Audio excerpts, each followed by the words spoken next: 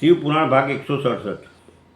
વાયુ દેવતા કહે છે, હે મહર્ષિઓ, આ વિશ્વનું નિર્માણ કરનારો કોઈ પતિ છે, જે અનંત રમણીય ગુરુનો આશ્રય કહેવાય છે. તે જ પશુઓને પાસથી મુક્ત કરનારો છે.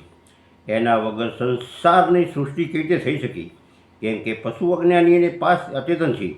પ્રધાન પરમાણુ વગેરે જેટલા જળ તત્વ છે એ સર્વના કરતા તો પતિ જ છે. આ વાત સ્વયં સમાજમાં આવી જાય છે. કોઈ પણ બુદ્ધિમાન અથવા ચેતન કારણ વગર આ જળ તત્વોનું નિર્માણ કેવી રીતે સંભવે? પશુ, પાસ અને પતિ જો વાસ્તવમાં પૃથક પૃથક સ્વરૂપ છે, એને જાણીને જ બ્રહ્મ વેના પુરુષ યોનિમાંથી મુક્ત થાય છે. ક્ષર અને અક્ષર એ બંને એકબીજાથી સંયુક્ત હોય છે. પતિ અથવા મહેશ્વર જ વ્યક્ત જગતનું ભરણ પોષણ કરે છે. એ જગતને બંધનથી છોડાવનાર છે. ભોગતા, ભોગ્ય અને પ્રેરક એ ત્રણ તત્વ જાણવા યોગ્ય છે. વિજ્ઞ પુરુષોને માટે આનાથી ભિન્ન કોઈ વસ્તુ જાણવા યોગ્ય નથી.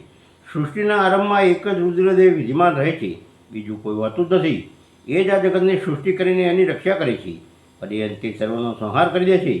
એમને બધું બાજુએ નેત્ર છે, બધું બાજુએ મુખ છે, બધી બાજુએ ભુજાઓ છે અને બધી જ બાજુએ ચરણ છે. એ જ સૌથી પહેલા દેવતામાં બ્રહ્માજીને ઉત્પન્ન કરે છે. શ્રુતિ કહે છે કે રુદ્રદેવ સૌથી શ્રેષ્ઠ મહાન ઋષિ છે. હું એ મહાન અમૃત સ્વરૂપ અવિનાશી પુરુષ પરમેશ્વરને જાણું છું. એમની અંગક્રાંતિ સૂર્ય સમાન છે. એ પ્રભુ અજ્ઞાન અંધકારથી પર બિરાજમાન છે.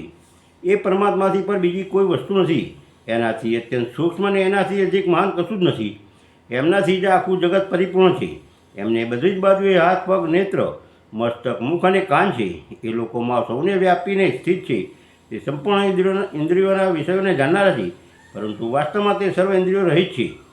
સૌના સ્વામી, શાસક, શરણદાતા સુહદ છે. એક સાથે રહેનારા બે પક્ષી એક જ વૃક્ષનો આશ્રય લઈને રહે છે. એમાંનું એક તો એ વૃક્ષના કર્મરૂપ ફળનો સ્વાદ લે છે, ઉપભોગ કરે છે, પરંતુ બીજું એ વૃક્ષના ફળનો ઉપભોગ ન કરતા માત્ર જોયા કરે છે. જીવાત્મા આ વૃક્ષ પ્રત્યે આસ્તિકમાં ડૂબેલો છે, તેથી મોહિત થઈને શોક કરતો રહે છે. એ જ્યારે તે ભગવત કૃપાથી ભક્ત સેવિત પરમ કારણ પરમેશ્વરનો અને એના મહેમાનો સાક્ષાત્કાર કરી લે છે, સુખી થઈ જાય છે.